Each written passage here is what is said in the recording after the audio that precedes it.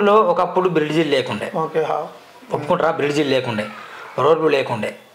వరద వస్తే టోకిన నుండి పారిగాం ఓడల మీద వెళ్తుండే. మేము చదువుతున్నాం. ఆ బ్రిడ్జి కోనప ఆదులు అయింది. అలా చెప్పుకుంటూ వెళ్తే 52 బ్రిడ్జిలు బీఆర్ఎస్ పార్టీ ఉన్నప్పుడు కేసీఆర్ గారు బడ్జెట్ ఇచ్చిండు, దాన్ని కోనప చేసిండు. ఒప్పుకుంటారు దీన్ని?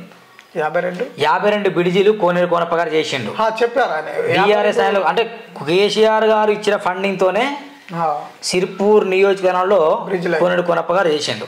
చెప్పుకుంటారా?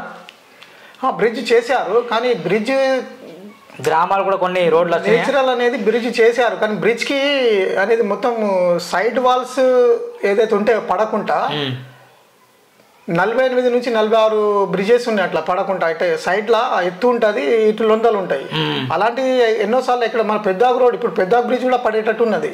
ఎన్నోసార్లు కలెక్టర్ నేను కూడా కాంప్లైంట్ ఇచ్చాను, చెప్పాను. వాళ్ళు కలెక్టర్ కూడా నాకు రెస్పాన్స్ ఇచ్చి వాల్యూ ఇచ్చి అది సైడ్ వాల్స్ కట్టండి అని నాకే అన్నారు. 35 లక్షల రూపాయలు అయితే దానికి.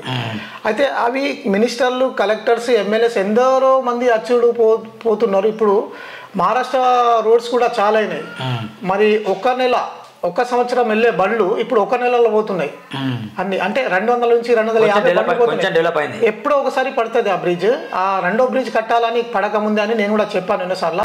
కొంచెం డెవలప్ అయిన సిర్పూర్ నియోజకవర్గంలో ఎందుకని గతంలో కోనప్ప ఓడిపోవాల్సి వచ్చింది బీఆర్ఎస్ పార్టీ? ఆ ఓడిపోవడం గల కారణమైన ఆర్ఎస్పీని మీరెందుకు జత కట్టారు? ఆర్ఎస్పీలో నచ్చింది ఏంటి, కోనప్పలో నచ్చంది ఏంటి? లేదు అట్లా అనేది కాదు. ఇప్పుడు అంటే కోనప్ప ద్వారా డెవలప్ అయిందని మీరు అంటాను. డెవలప్ కాలే, కొంచెం కూడా కాలే డెవలప్. నేను ఏమనాలి, ఇప్పుడు బ్రిడ్జ్లు అనేది ఉన్నది. బ్రిడ్జ్లు అడిగా, నాటు బ్రిడ్జ్లు సబ్జెక్ట్ పక్కన పెట్టండి. ఎన్నో సమస్యలు ఉన్నాయి. సిర్పూర్లో డెవలప్ అయిందా కాలేదా బీఆర్ఎస్ ఆయనలా? మీరు కేసీఆర్ అభిమానిస్తారు, కేటీఆర్ డెవలప్ కాలేదంటే నేనేమన్నా ఫస్ట్ క్వశ్చన్, కేసీఆర్ గారు ఫండింగ్ ఇవ్వలేదా? డెవలప్ అయిందా అంటే కోనప్ప చేయలేదా? మరి కోనప్ప చేయలేదా డెవలప్? ఆయన కూడా ఇంట్లో కూడా పెట్టలేరు కదా బడ్జెట్. ఒక కాన్షియన్స్ ఆయన రిలీజ్ చేసిన బడ్జెట్ ని కోనప్ప గారు సిర్పూర్కి పెట్టలేదా? పెట్టిండా? బడ్జెట్ వచ్చినప్పుడు పెట్టడమే కదా, పెట్టిన తర్వాత పెడితే డెవలప్ అయినట్టే.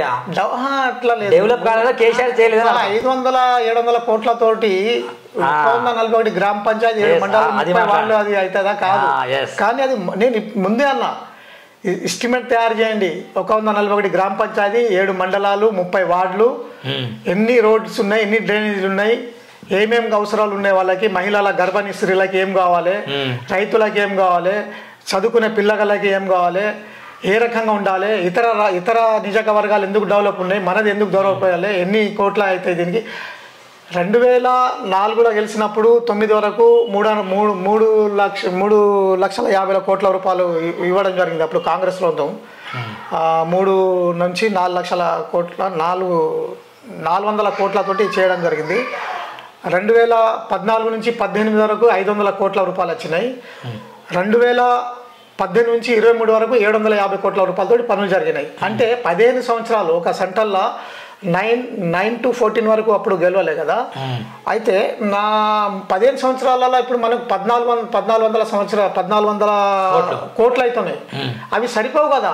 నా ఉద్దేశం ఆయనకి నేను చెయ్యలే, ఎందుకు తేలే ఆ క్వశ్చన్స్ కాదు. ఈ రకంగా వచ్చినా, ఈ రకంగా చేసిండ్రు, మీరు ఎందుకు తేలే, వాళ్ళు ఎందుకు ఇయ్యలే క్వశ్చన్స్ ఇది కాదు. మీరు చూసుకోవాలి, అది ఎందుకు తేలే, ఎందుకు మొత్తం కేసీఆర్ గారు సిర్పూర్ నియోజకవర్గానికి న్యాయం చేసినా చేయలేదా? నేను కేసీఆర్ గారు న్యాయమా, భారతదేశంలోనే ప్రపంచంలో ముందుకు తెలిసిన రాష్ట్ర పటంలో తెచ్చిండ్రు భారతదేశంలో. నీ సిర్పూర్ నిజగౌరవం అనేది ఎందుకు అట్లా అంటే ములుగు కూడా కాలే. లేదు, నేను ములుగు విషయం అడగట్లేదు, మీరు సిర్పూర్ ముద్దు బిడ్డ.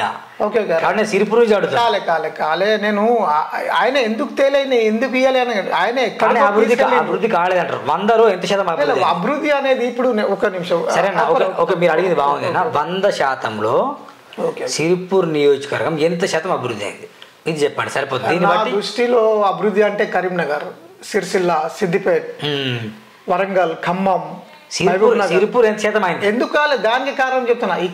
ఈ ప్రాంతాల నుంచి మినిస్టర్స్ ఉన్నారు, సీఎంస్ ఉన్నారు, పెద్ద పెద్ద రాజకీయ నాయకులు ఉన్నారు, వాళ్ళు పెద్ద పెద్ద బడ్జెట్ తెచ్చి తన నిజ గౌరవాలకి ఒక రూపకల్పన మార్చి సింగపూర్ లాగా ఇప్పుడు మీ ఇక్కడ ఆఫీస్లో ఎట్లా చక్కగా మెరుస్తుందో ఆ రకంగా అక్కడ రోడ్లు ఉన్నాయి, డ్రైనేజ్లు ఉన్నాయి, లైట్స్ ఉన్నాయి, అక్కడ హాస్పిటల్స్ ఉన్నాయి, స్కూల్స్ ఉన్నాయి, చాలా చక్కగా ఉన్నాయి అక్కడ. అదే ఎందుకు సిరిపుర లేదు మరి? అదే నేను అడిగేది అదే క్వశ్చన్స్, ఎందుకు కావాలి అనేది, ఎందుకు చేయలేకపోతే నేను ఎందుకు కావాలంటే కేసీఆర్ ఇవ్వలేదా నేనంట. నేను అది ఎట్లా ఆయన ఇయ్యలే అంటే ఆయనకి చెప్పాలి కదా. ఇప్పుడు హాస్పిటల్కి వెళ్తే మాకు ఈ ప్రాబ్లమ్స్ ఉన్నాయని మేము చెప్తాం, ఇది చెప్తాం. పెళ్లి చూపులకు వెళ్ళినా కూడా అబ్బాయి మనది చదువుతున్నాడు, ఇది చేస్తున్నాడు, ఈ జాబ్ చేస్తున్నాడు అడుగుతారు, మీరు ఏం చేస్తున్నారు ఇట్లా అడుగుతారు. అంటే మనం కూడా చెప్పుకోవాలి కదా, అదే అంటున్నా. మనకు చెప్పడం రాకపోతే కరెక్ట్ మీరు అనేది కరెక్ట్. ఎంత పర్సెంట్ అభివృద్ధి అంటున్నారు? 10%, 20%, 30%? ఎంత అయింది? ఎంతో నాకైతే నాకు ఎవరికైనా నచ్చది కావచ్చు. అక్కడ పాపులేషన్ 20 సంవత్సరాల కింద పాపులేషన్ ఏ రకంగా ఉండే ఒక 20-30%, ఈరోజు 90-100% ఉన్నారు. రోడ్లు కూడా అలాగే ఉన్నాయి. పాపులేషన్ చాలా పెరిగిపోయింది, రోడ్లు ఇరుకటంలో ఉన్నాయి, చౌరస్తాలు ఇరుకటంలో ఉన్నాయి. అక్కడ డెవలపింగ్ అయితే లేదు. మన స్పీడ్ బ్రేక్స్ అయినా కానీ మనకు కొన్ని నేను చెప్పిన దాంట్లో బస్ స్టాండ్ కాడ స్పీడ్ బ్రేక్స్ అయినా కానీ, స్ట్రీట్ లైట్స్ అయినా, సీసీ కెమెరాలు కానీ, కొన్ని police station, traffic police station అది కూడా నేనే చెప్పాను. ఇవన్నీ చెప్తున్నటువంటి అన్నీ మన కలెక్టర్ గారు శాంక్షన్ చేశారు, ఎస్పీ గారు కూడా హామీ ఇచ్చారు. పొల్యూషన్ కూడా పడతాయి, ట్రాఫిక్ పోలీస్ స్టేషన్ మనకు ఇవన్నీ పడతాయి నేను చెప్పినటువంటి. ఇంతకుముందు 10 సంవత్సరాల కిందనే పడాలి, ఇవి ఇప్పటిదా కాలే. మరి ఇప్పుడు మంచిర్యాల మనకన్నా వెనుక ఉండే 30-40 సంవత్సరాల కిందట, ఈరోజు ముందు ఉన్నది. గోదావరి ఖని వెనుక ఉండే. మనకు ఒక 2-3 డిస్ట్రిక్ట్స్లో ఈఎస్ఐ హాస్పిటల్ అనేది గత 48-50 సంవత్సరాలు అవుతుంది కట్టడం, 60-60 సంవత్సరాలు. 4 మూలాల డిస్ట్రిక్ట్ల నుంచి ప్రజలు అక్కడికి వచ్చి చూపించుకుంటుంటే, అది ఎస్పీఎం కార్మిక రాజ్య బీమా సంస్థ ఏదైతే ఈఎస్ఐ పెట్టడం జరిగిందో 40 స్వతంత్రం వచ్చిన తర్వాత 48లో స్థాపన పడ్డది అప్పుడు కార్మికుల కోసం భారతదేశంలో. ఇట్లా ఈఎస్ఐ ఫ్యాక్టరీ కోసం వేస్తే వేరే డిస్ట్రిక్ట్ల ఊర్ల నుంచి కూడా ఈఎస్ఐకి వచ్చి చూపించుకుంటుండే అప్పట్లో. ఆ రకంగా ఉండే మన మార్కెటింగ్. మీరు అనేది అర్థమైంది నాకు. ఏంటంటే మనకంటే వెనుకున్న మంచిగా డెవలప్ అయింది, కానీ సిరిపూర్ కాలేదు. కానీ సిరిపూర్కి బస్ స్టాండ్ కూడా రాలే, బస్ స్టాండ్ కూడా రాలే, కలెక్టర్ ఆఫీస్ రాలే, ఎస్పీ ఆఫీస్ రాలే, అన్నీ అడ్డిపోయినాయి. ఆసిఫాబాద్ పోయినా కదా, ఇప్పుడు కలెక్టర్ ఆఫీస్, ఎస్పీ ఆఫీస్ అన్నీ అక్కడ ఉన్నాయి. ఇప్పుడు నేను అడిగే క్వశ్చన్ ఏంటంటే, ఆర్ఎస్పీతోనే సాధ్యమా సిరిపూర్ అభివృద్ధి? ఆర్ఎస్పీ దగ్గర ఉంటూ విపరీతంగా స్పీచ్ ఇస్తాను మీరు. ఆర్ఎస్పీ నిజంగా సొసైటీ గారి అభిమానం ఆయనకి నాకు అందరికీ తెలుసు. నేను కేసీఆర్ గారి చరిత్ర అయినా కానీ అన్న కేసీఆర్ నెక్స్ట్ వీడియోలో మాట్లాడదాం. ఇప్పుడు ఆర్ఎస్పీ గారిని అంతగా అభిమానించాల్సిన విషయం ఏంటి మీరు? అంటే ఆర్ఎస్పీ నిజంగా అంత బాగా నచ్చారా మీకు?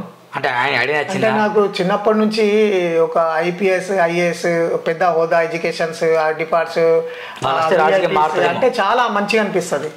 అంటే ఆ రకంగా మళ్ళీ నేను ఉన్న బీఆర్ఎస్ పార్టీలనే ఆయన బీఆర్ఎస్లో వచ్చారు.